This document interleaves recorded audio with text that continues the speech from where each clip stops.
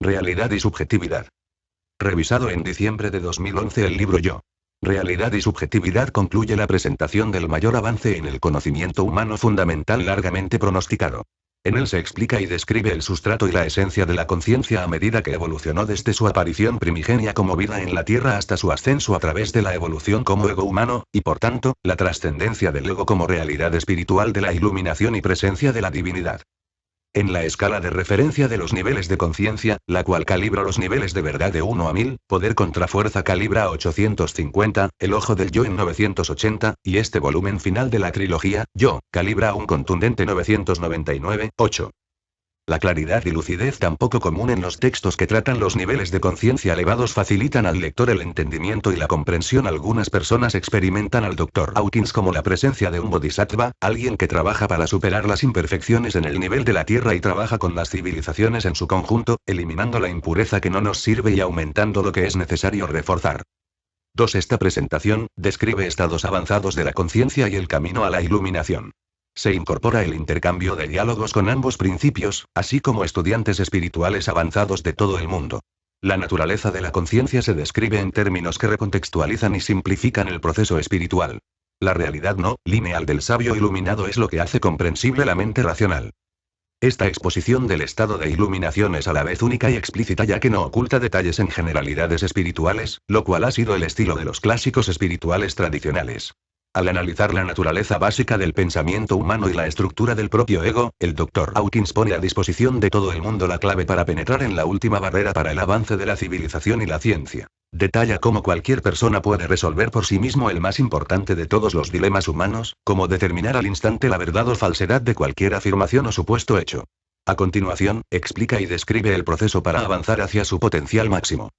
David R. Hawkins, doctor en medicina y en filosofía, es director del Instituto de Investigación y Espiritual Avanzada.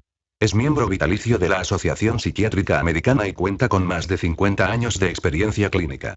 Su investigación quedó esbozada en Quién es quién en América y Quién es quién en el mundo.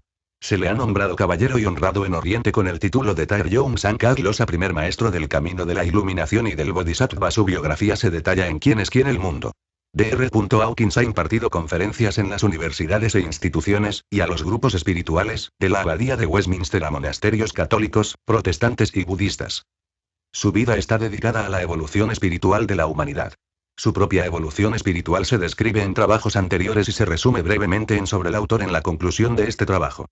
Recto y estrecho es el camino y no pierdas el tiempo. Dedicatoria a Gloria in Excelsis. Deo. Realidad y subjetividad. David R. Hawkins, MD, Ph.D. Título original. Y Reality and Subjectivity. Traducción. Amateur. Se presenta esta traducción libre del texto a la espera de su edición impresa en español. Enero de 2012. A mi padre Luis T. Tour. La luz brilla en las tinieblas. Del Evangelio de Juan de Gloria intacta. La gloria de Dios es intangible. Yo. Realidad y subjetividad. Original publicado en 2003 por Veritas Publishing, 5. Editora. Sonia Martín www.veritasbook.com. Editora. El estado radicalmente subjetivo de la iluminación ha sido históricamente difícil de transmitir, y también de comprender. En esta trilogía, ha sido previsto un medio de comprensión para que la mente lineal entienda la realidad no lineal de la verdad espiritual. Solo en raras ocasiones fue posible realizar un contacto significativo con el mundo en términos de fluidez verbal o explicación que sea comprensible por la conciencia humana común. A veces, todo lo que ha sido posible fue una descripción abrumadora de la situación, del estado subjetivo existente que ha sido revelado. Por tanto, las verbalizaciones y descripciones de la consciencia en ese nivel de conciencia son a menudo oscuras o sujetas a interpretaciones erróneas, o simplemente pueden parecer ininteligible para la mayoría de la humanidad. Lo que hace esta obra única es que el estado de iluminación sucedió a una personalidad que conserva la fluidez y, después de muchos años de esfuerzo, logró volver a asimilar y reordenar los niveles comunes de conciencia con el fin de poder volver al mundo como un maestro y funcionar simultáneamente en el ámbito lineal y no lineal. Esto requirió la creación de un esquema conceptual que permitió al intelecto cerrar la brecha entre el razonamiento lineal de la mente y la realidad no lineal de la verdad espiritual. Esta obra es única, ya que incluye no solo una descripción completa del estado subjetivo interior de la iluminación, sino que también abarca la evolución completa de los niveles de conciencia para llegar a ese estado.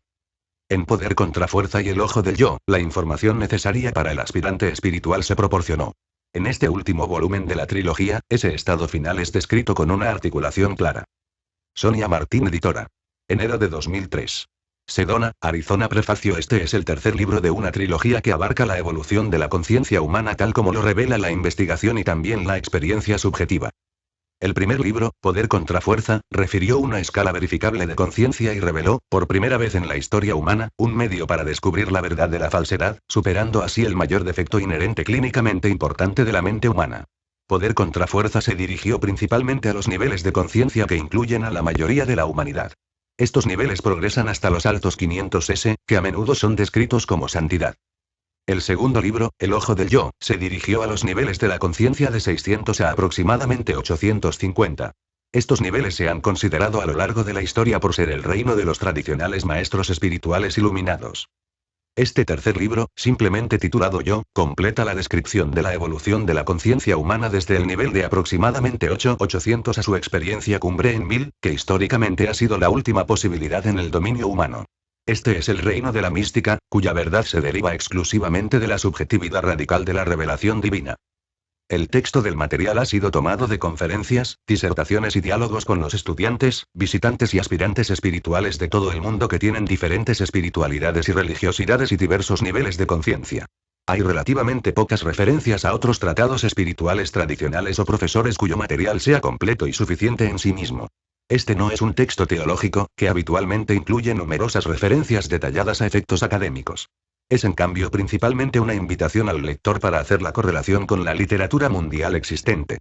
Así, hay un mínimo de terminología sánscrita, cristiana, o védica.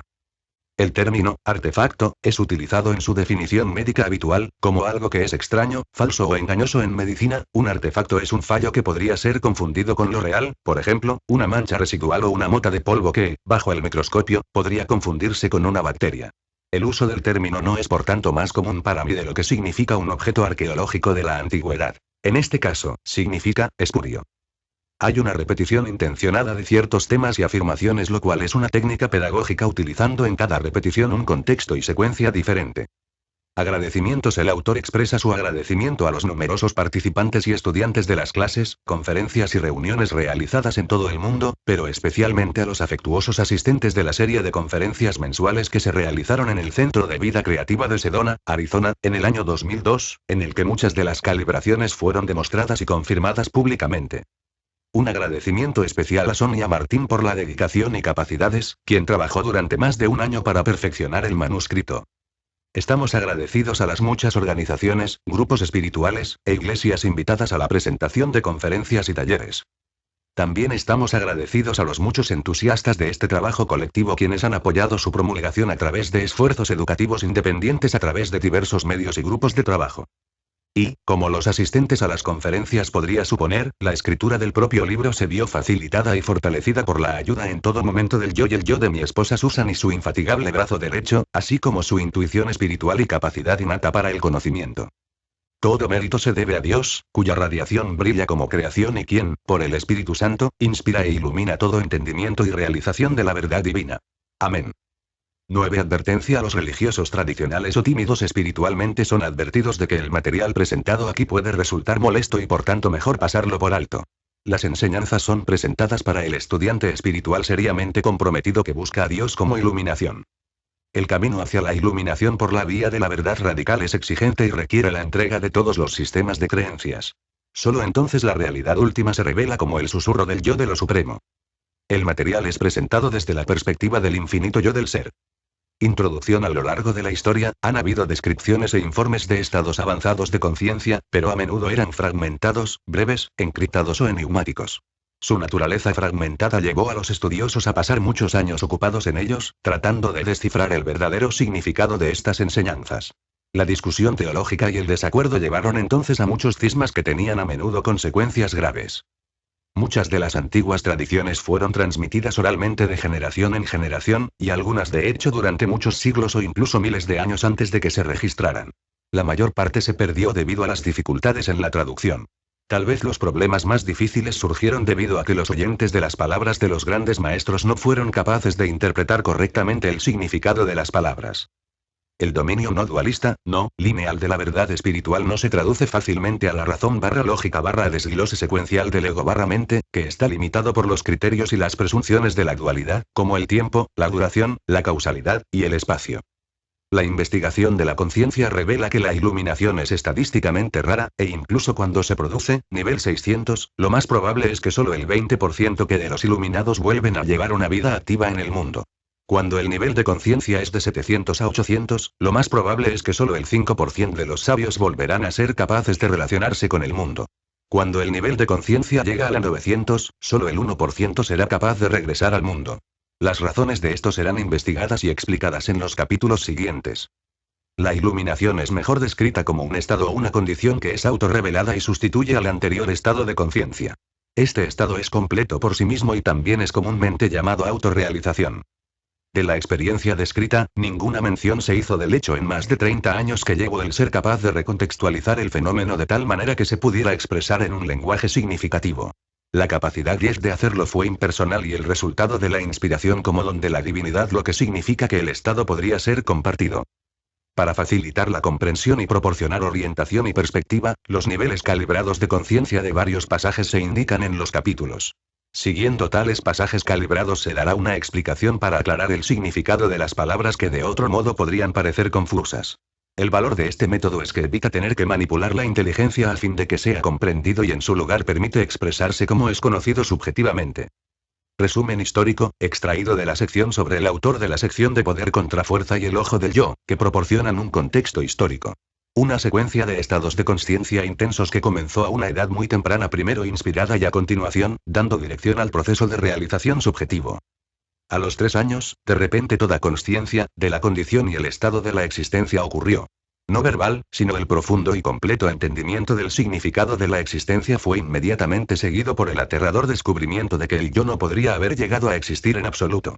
Hubo un instante de despertar del olvido a una conciencia consciente, y en ese momento, el yo personal nació y la dualidad de es y no es entró en la consciencia subjetiva. A lo largo de la infancia y la adolescencia temprana, la paradoja de la existencia y la cuestión de la realidad del yo fue una preocupación constante.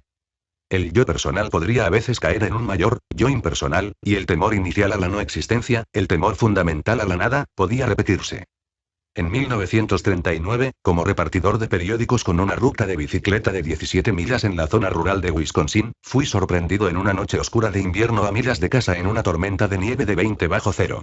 La bicicleta cayó sobre el hielo y el fuerte viento arrancó los periódicos de la cesta del manillar, arrastrándolos por el campo cubierto de nieve. Hubieron lágrimas de frustración y agotamiento y mis ropas estaban congeladas. Para resguardarme del viento, a través de la corteza helada de un banco de nieve alta, excavé un espacio, y me metí en él. Pronto, el temblor se detuvo y hubo un calor delicioso y un estado de paz más allá de toda descripción. Esto fue acompañado de una difusión de luz y una presencia de amor infinito sin principio ni fin y no se diferenciaba de mi propia esencia. El cuerpo físico y sus alrededores se desvaneció a medida que la consciencia se fusionó con este omnipresente estado iluminado. La mente se quedó en silencio, todo pensamiento se detuvo. Una presencia infinita fue todo lo que había o podría haber, más allá de todo tiempo o descripción. Después de esa atemporalidad, de repente la conciencia de alguien sacudió mi rodilla. El rostro ansioso de mi padre apareció. Había una gran resistencia a volver al cuerpo y todo lo que ello suponía, pero por el amor y la angustia de mi padre, el espíritu nutrió y reactivó el cuerpo. Hubo compasión por su temor a la muerte, aunque, al mismo tiempo, el concepto de la muerte parecía absurdo. 11. Esta experiencia subjetiva no fue discutida con nadie porque no había contexto con el que pudiera ser descrita. No era común oír de experiencias espirituales aparte de los escritos de las vidas de los santos. Pero después de esta experiencia, la realidad aceptada del mundo comenzó a parecer solo provisional. Las enseñanzas religiosas tradicionales perdieron importancia. En comparación con la luz de la divinidad que había iluminado toda la existencia, el dios de la religión tradicional brilló profundamente apagado, por lo que la espiritualidad reemplazó a la religión. Durante la Segunda Guerra Mundial, las peligrosas tareas en un dragaminas a menudo se presentaban cercanas a la muerte, pero no había que temerla. Era como si la muerte hubiera perdido su autenticidad. Después de la guerra, el interés en las complejidades de la mente me llevó al estudio de la psiquiatría en la Facultad de Medicina y la residencia. Mi psicoanalista, profesor de la Universidad de Columbia, era agnóstico, los dos teníamos mala opinión de la religión. El psicoanálisis fue bien, al igual que la carrera, y siguió el éxito. El estrés de mi vida profesional me llevó a una enfermedad progresiva fatal que no respondió a los tratamientos disponibles. A la edad de 38, estaba in extremis y supe que estaba a punto de morir. No me importa el cuerpo, pero mi espíritu estaba en un estado de extrema angustia y desesperación. Cuando el momento final se acercaba, un flash de pensamiento cruzó mi mente: ¿qué pasaría si existe Dios? Así que oré. Si hay un Dios, le pido que me ayude ahora, y me entregué a lo que Dios pudiera ser y me olvidé. Cuando la conciencia volvió, una transformación tan enorme había tenido lugar que solo había silencio y respeto. La persona que había sido dejó de existir. No había un yo personal o propio ego, solo una presencia infinita del poder ilimitado que había sustituido a lo que había sido mío. El cuerpo y sus acciones fueron controladas exclusivamente por la voluntad infinita de la presencia. El mundo estaba iluminado por la claridad de una unidad infinita. Todas las cosas revelaron su infinita belleza y la perfección como la expresión de la divinidad. Cuando la vida continuó, la quietud persistió. No había voluntad personal. El cuerpo físico funcionaba exclusivamente bajo la dirección de la infinitamente poderosa, pero exquisitamente amable voluntad de la presencia. En ese estado, no había necesidad de pensar en nada. Toda verdad era evidente en sí y ninguna conceptualización era necesaria o posible. Al mismo tiempo, el sistema nervioso físico se sentía muy sobrecargado, como si llevara mucha más energía de la que permitía el diseño de sus circuitos. No fue posible funcionar eficazmente en el mundo. Todas las motivaciones ordinarias habían desaparecido, junto con todo el miedo y la ansiedad. No había nada que buscar, y todo era perfecto. Fama, éxito, y dinero carecían de sentido. Los amigos insistieron en que volviera a la práctica clínica, pero no había ninguna motivación para hacerlo. Tenía la capacidad de percibir la realidad que subyace a las personalidades. El origen de la enfermedad emocional radica en la creencia de las personas a creer que eran sus personalidades. Y así, como un pensamiento propio, continuó una práctica clínica que finalmente se hizo enorme. 12. La práctica alcanzó los 2000 pacientes ambulatorios, que requirieron más de 50 terapeutas y otros empleados, un conjunto de 25 oficinas, así como investigación, clínicas y laboratorios electroencefálicos. Hubieron miles de nuevos pacientes cada año. Además, hubieron apariciones en programas de radio y televisión por cable. En 1973, la investigación clínica se documentó en el libro Orthomolecular Psychiatry, con el profesor Linus Pauling como coautor. Este trabajo iba 10 años por delante de su tiempo y creó cierto revuelo. El estado general del sistema nervioso mejoró lentamente, y luego comenzó otro fenómeno. Una fuerza dulce y deliciosa de energía fluía continuamente por la espina dorsal para entrar en el cerebro, donde se creaba una intensa sensación de placer exquisito. Todo en la vida se desarrollaba por sincronía, evolucionaba en perfecta armonía. Lo milagroso era común. El origen de lo que el mundo llamaría milagros fue la presencia, no el yo personal. Lo que quedó de lo personal mío era solo una conciencia de estos fenómenos. El gran yo profundizó el pensamiento del antiguo yo, determinando todo lo que sucedía. El estado que estaba presente se había documentado por otros a lo largo de la historia, lo que llevó a la investigación de las enseñanzas espirituales, incluidas las de Buda, los sabios iluminados, Wan To, y maestros más recientes, como Ramana Maharshi y Nisargadatta Maharaj. Se confirmó así que estas experiencias no eran únicas.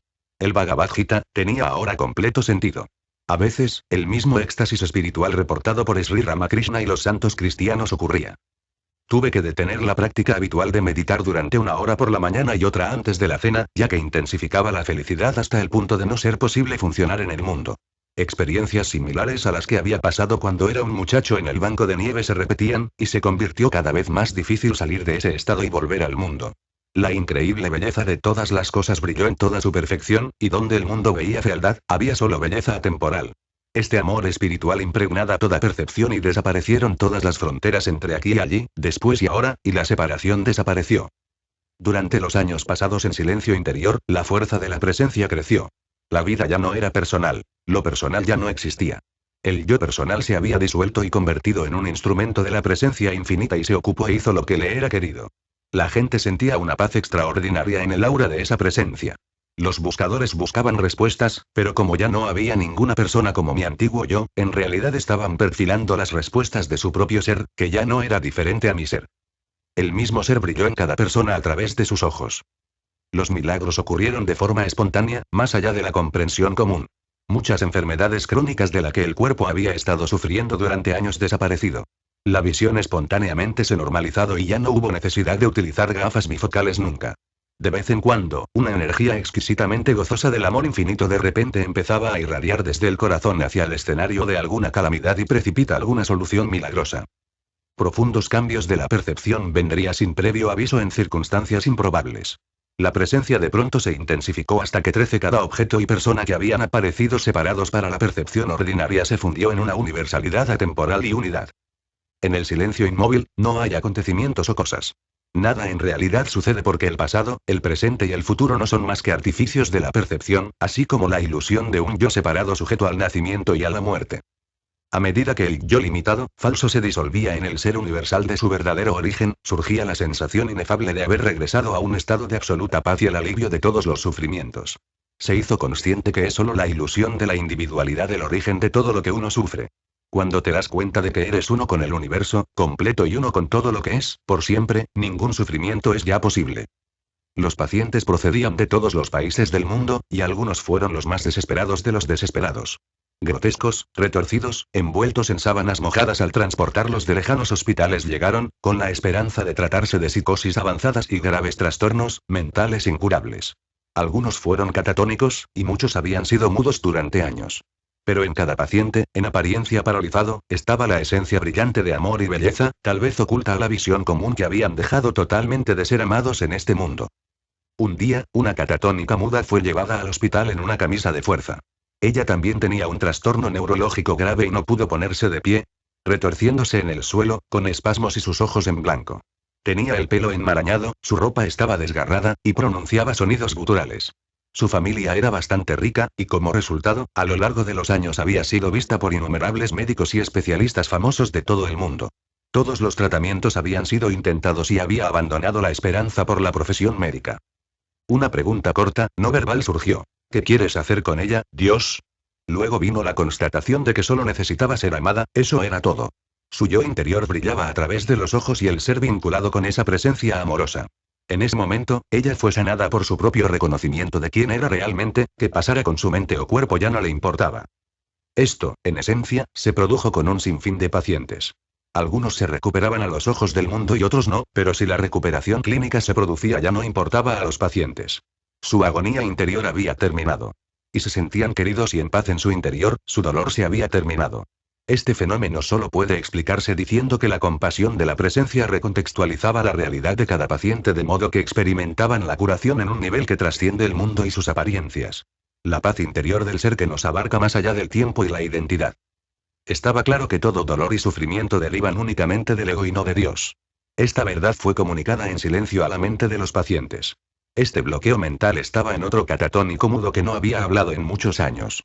El ser le dijo a través de la mente, estás culpando a Dios por lo que tu ego te ha hecho. Saltó al suelo y comenzó a hablar, para gran sorpresa de la enfermera que fue testigo del incidente.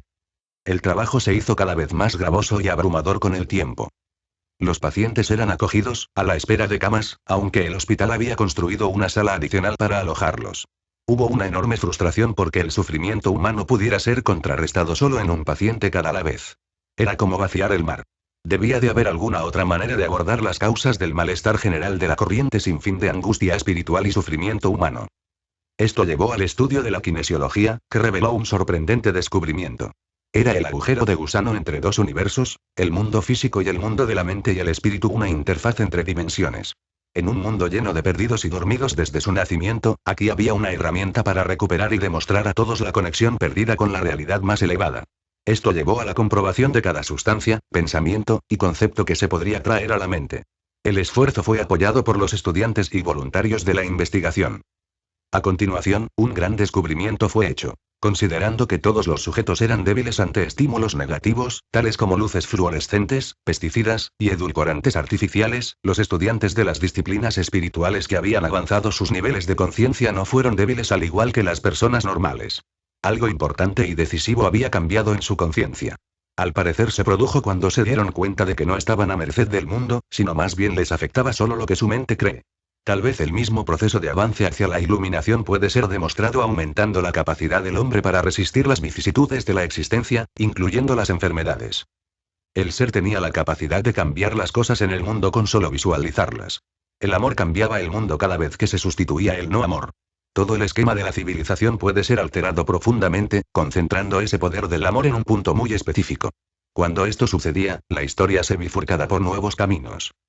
Y ahora parece que estos puntos de vista fundamentales, no solo se pueden comunicar al mundo visiblemente, sino que son demostrados así irrefutablemente. Parecía que la gran tragedia de la vida humana ha sido siempre que la psique es fácil de engañar.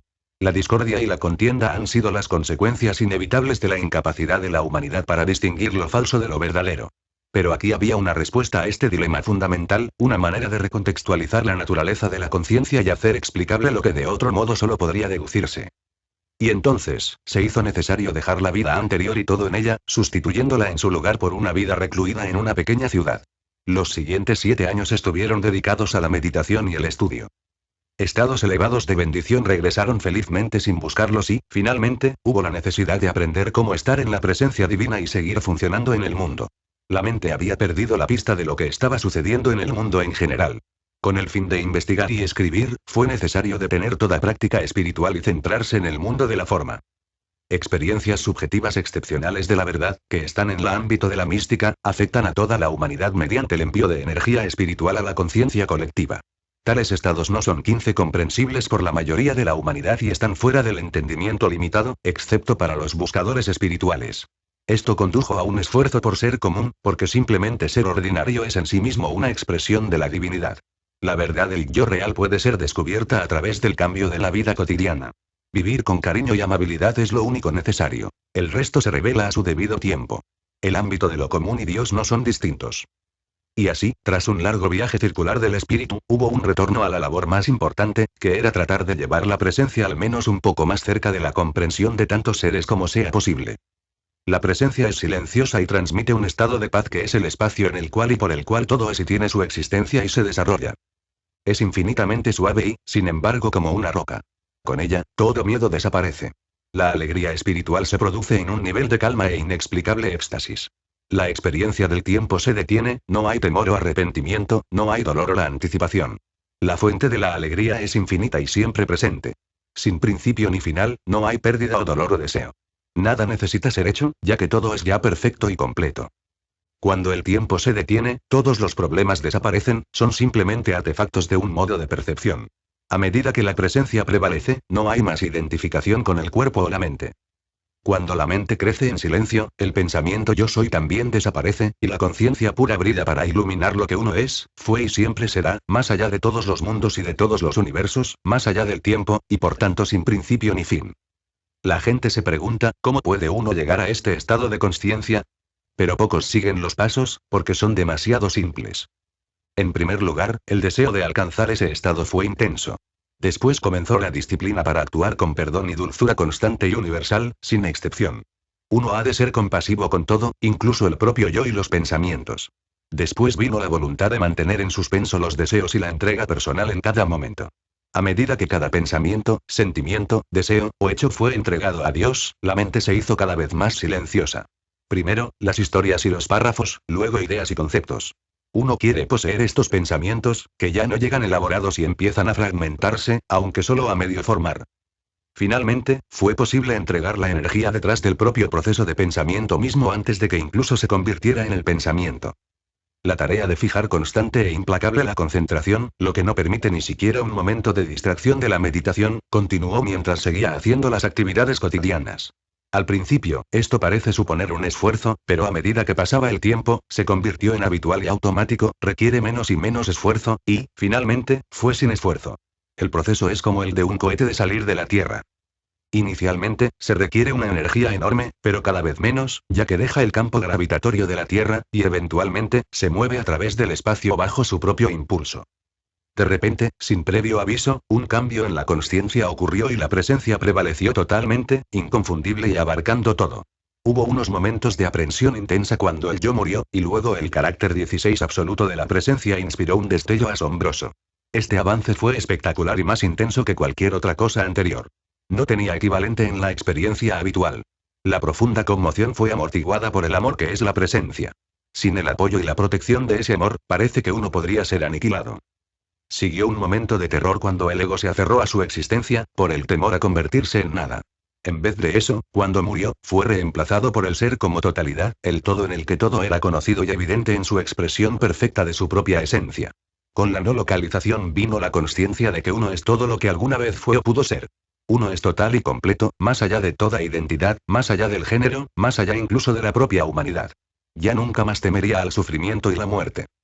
Lo que sucedió con el cuerpo después de este punto es irrelevante. En ciertos niveles de conciencia espiritual, las enfermedades del cuerpo se curan o desaparecer espontáneamente, pero en el estado absoluto, estas consideraciones son irrelevantes. El organismo seguirá su curso previsto y luego regresará de donde vino. Se trata de un asunto de poca importancia, la realidad no se ve afectada. El cuerpo es un eso en lugar de mío, es simplemente otro objeto, como los muebles en una habitación. Puede parecer cómico que la gente todavía se dirige al cuerpo como si se tratara de la persona tú, pero no hay manera de explicar este estado de conciencia al inconsciente. Lo mejor es ocuparte de tus asuntos y permitir que la providencia se ocupe de la adaptación social. Sin embargo, cuando llegas a la felicidad, es muy difícil de ocultar ese estado de éxtasis intenso. En este apocalipsis final del yo, solo la disolución de la dualidad resta de la existencia frente a la no existencia disueltas en la divinidad universal y a la conciencia no individual se la deja a elegir. El último paso, entonces, lo da Dios. David R. Hawkins, 1995. Prólogo. Para mayor comodidad, se ofrece un resumen de la información presentada anteriormente en Poder contra Fuerza y el Ojo del Yo. El origen del universo y toda existencia es una potencialidad infinita sin forma e innatamente de poder infinito. De la suprema no manifestación surge la manifestación del universo, tanto los reinos lineales como no lineales. La forma tiene lugar y duración. Lo que es sin forma no es local y está fuera del tiempo. La mente humana es consciente, por ese principio general y realidad existente generalmente denominada conciencia. Es la condición subjetiva que da cuenta de la consciencia de la propia existencia, así como el contenido de la experiencia de esa existencia que llamamos vida. Mientras que los acontecimientos que presumen ser la vida personal se registran en la memoria individual, todos los acontecimientos en el universo, no importa en qué momento, incluso un pensamiento fugaz, son registrados en el campo infinito e impersonal de la conciencia más allá del tiempo, el lugar, y el recuerdo por la memoria. Es como un espacio invisible 17 de pensamientos registrados de todo lo que sucede en él para siempre. Este registro es después discernible y recuperable siempre por un simple fenómeno fisiológico llamado la prueba kinesiológica. Esto es posible porque la respuesta kinesiológica está mediada por la conciencia no local. La conciencia es una cualidad invisible de la vida que tiene la propiedad única de reaccionar a un estímulo que es real, porque tiene o ha tenido existencia real y por tanto verdad.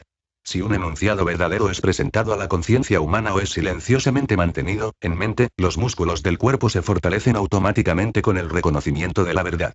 Por el contrario, se debilitan en respuesta a la mentira, que no tiene existencia real. La conciencia es por tanto muy similar a una bombilla que se enciende con la electricidad, la verdad, pero no ilumina si no hay electricidad, mentira. El gran descubrimiento fue que, con la prueba muscular, podías, por primera vez en la historia, distinguir la verdad de la falsedad de cualquier cosa en cualquier lugar, tiempo o espacio.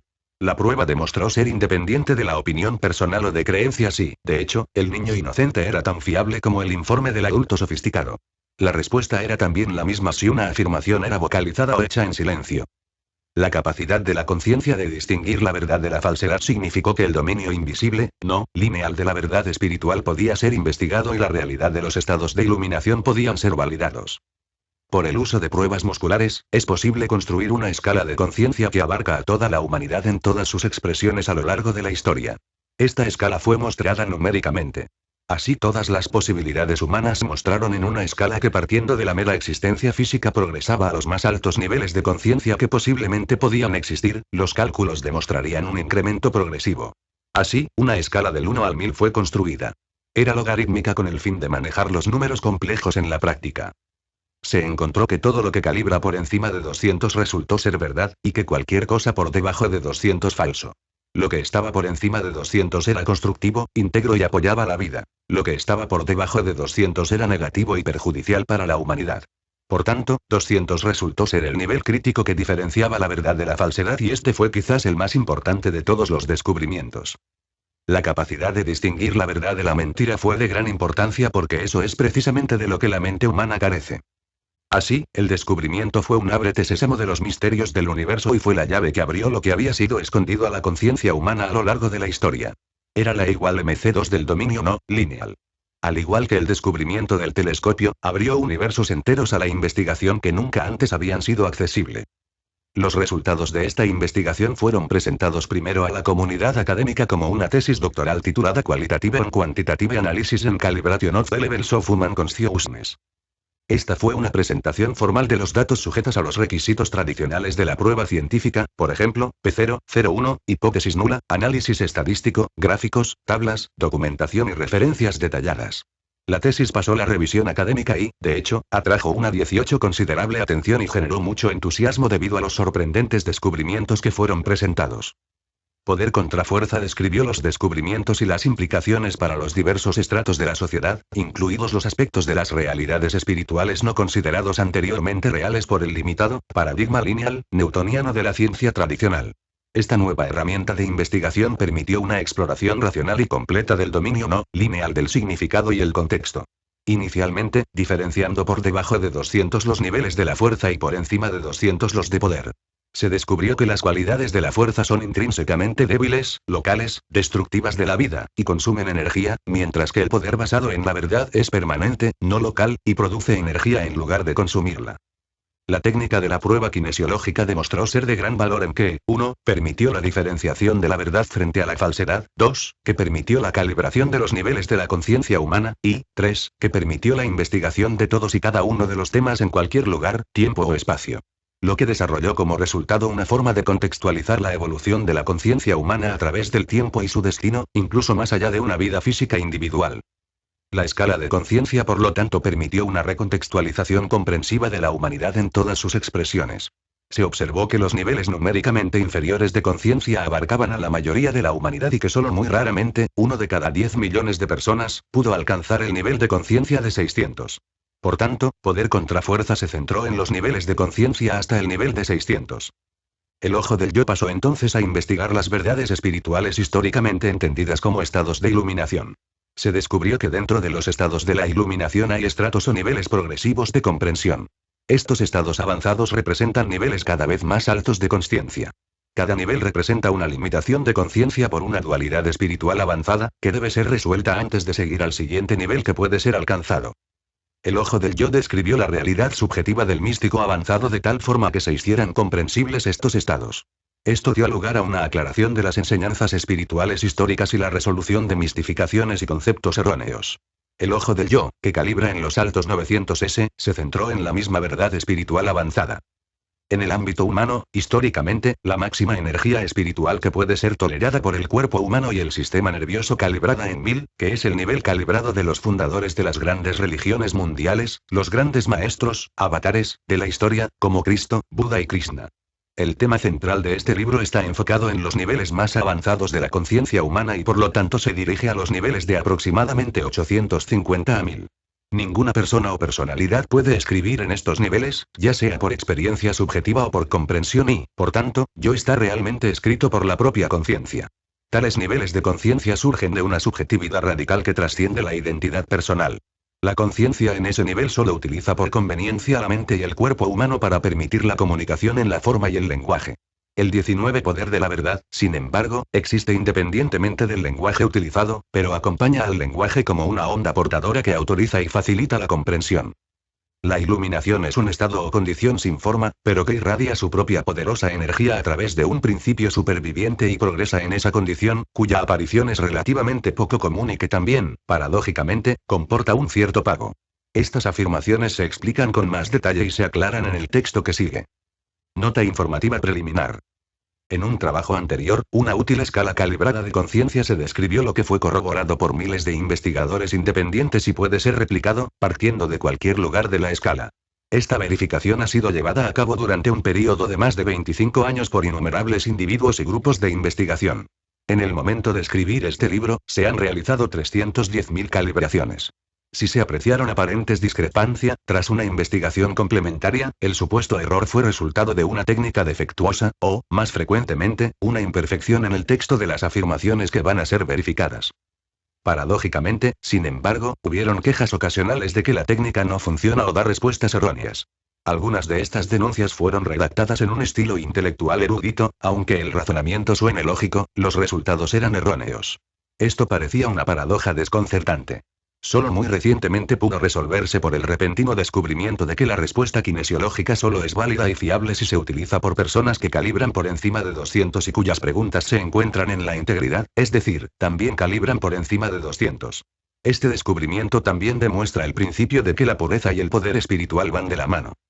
Durante la investigación inicial, cuando se descubrió que el método de prueba kinesiológica era capaz de discernir la verdad de la falsedad de cualquier cosa en cualquier lugar del universo, hubieron al principio recelos de que pudiera ser mal utilizada si cayera en manos egoístas.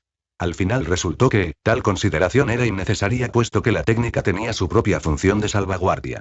Así, la intención del investigador juega un papel importante en la fiabilidad de los resultados, y la técnica en sí parece estar limitada en la utilización de solo para aquello que es beneficioso para la humanidad. 20 para replicar los hechos del método kinesiológico que diferencia la verdad de la falsedad. 1. Ambos participantes, o el entrevistador en el método individual, deben calibrar por encima de 200. 2. Los motivos e intenciones de las preguntas deben ser íntegros, es decir, calibrar por encima de 200. 3. La pregunta debe ser formulada en forma afirmativa. 4. Las calibraciones numéricas son en referencia a la escala de 1 a 1000 publicada. En la escala de 1 a 1000, X calibra por encima de 200, 300, etc., ver apéndice B. 5. Se obtiene una respuesta exacta sin tener que decir en voz alta la afirmación, simplemente manteniéndola o imaginándola en la mente. Por tanto, la respuesta no es influenciada por la creencia personal o las opiniones. Por ejemplo, uno puede preguntar, ¿lo que estoy manteniendo en mi mente es verdad? Explicación: las pruebas de respuesta kinesiológica han sido confirmadas por miles de médicos en todo el mundo durante décadas. Es un fenómeno replicable por la experiencia que no es explicable por la lógica ordinaria o la física newtoniana. Se hace comprensible por la física avanzada de la mecánica cuántica, en la que la intención del observador/investigador facilita o no facilitar el colapso de la función de onda, proceso von Neumann. Por tanto, el estado del universo, ecuaciones de Schrödinger, a través del principio de Heisenberg a menudo es reducido o no, proceso de Dirac, y por lo tanto, la respuesta cuántica se limita a sí o no sí, véase el apéndice D, mecánica cuántica.